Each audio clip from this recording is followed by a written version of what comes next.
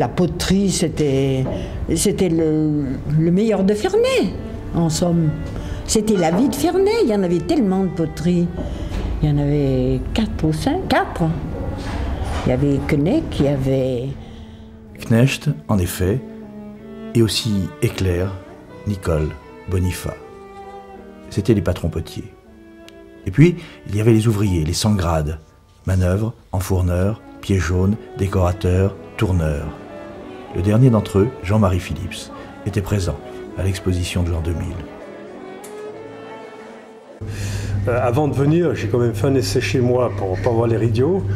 Et j'ai dit, j'y arrivais pas. Donc j'ai centré péniblement une balle, et puis je suis arrivé à monter, mais alors vraiment avec beaucoup de difficultés. Et au moment de la finir, donc avec les steaks, là, c'est planté dedans. Et je me suis aperçu que le tour tourne à l'envers. Mon grand-père était potier, et je pense que mon père, on n'a pas dû lui poser la question pour savoir ce qu'il allait faire plus tard. Et il était pris dans le système comme moi je l'ai été à 14 ans. Je suis rentré en octobre 1950 et j'ai passé mon CAP en juillet 54, juin 54. Et c'est après, quand j'ai réussi mon CAP, donc Mme Knecht n'avait pas la possibilité de garder un tourneur supplémentaire, c'est là que je suis parti chez Georges Knecht à Colvray. Comment ? Oh, je ne sais plus dire le nom. Et votre mari, monsieur Il a travaillé dans toutes les poteries, lui, mais il a fini chez... En haut, là, chez... Comment j'ai dit tout à l'heure ? Chez Boniface ? Non. Oui, chez Boniface. Oui, c'est chez Boniface qu'il a fini.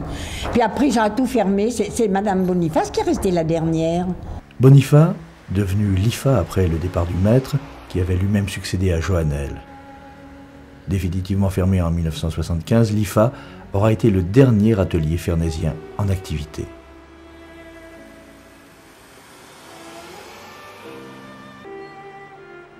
Knecht, rue de Genève. De l'atelier, il ne reste que le bâtiment et rien du magasin d'exposition.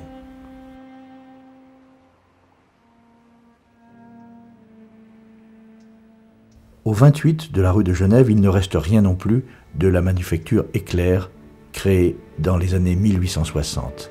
Le dernier bâtiment vient de succomber aux pioches des promoteurs. Quant à la poterie Nicole, initialement créée au temps de Voltaire et démolie en 1970, il faut beaucoup d'imagination pour la situer à l'emplacement de l'actuelle Orée de France. Ne parlons pas de la tuilerie, dont les premières activités remontaient aux années 1550 et dont la production atteignit 20 000 briques par jour en 1930.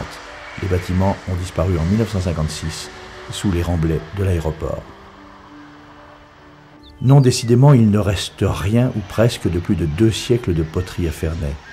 Pourtant, au milieu du XIXe siècle, pour tenter de faire échec aux tracasseries administratives et douanières, tant suisses que françaises d'ailleurs, une partie de la famille Knecht avait choisi d'installer un nouvel atelier tout au bout de l'actuel chemin de Colvray, quelques mètres seulement au-delà de la frontière, dans un lieu alors paisible et qui aujourd'hui vrombrit à chaque instant au décollage des avions.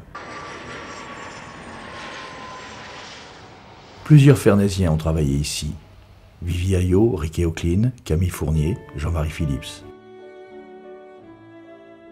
Parmi les Fernaisiens qui étaient là, le plus connu, celui qui a été le plus fidèle, ça a quand même été Camille Fournier. Camille. Alors, il était venu ici comment et jusqu'à quel âge est-il resté? Jusqu'à 75 ans. Il avait 75 ans quand il m'a quitté ici. Il reste ces images d'amateurs qui le montrent au travail, séchant les peaux, les engobant, alimentant le feu. Et puis on a arrêté. Puis alors après, j'allais tous les 15 jours chez lui à Ferney, lui faire à dîner. Et puis on mangeait les deux à midi, on discutait sur la poterie, tout ça. Non, on était restés très liés. J'ai regretté quand il est parti. A jamais disparu, Camille Fournier? Pas si sûr. 20 ans après son départ, il reste encore à l'étage, accroché à un clou comme s'il devait revenir demain, son paletot et sa casquette.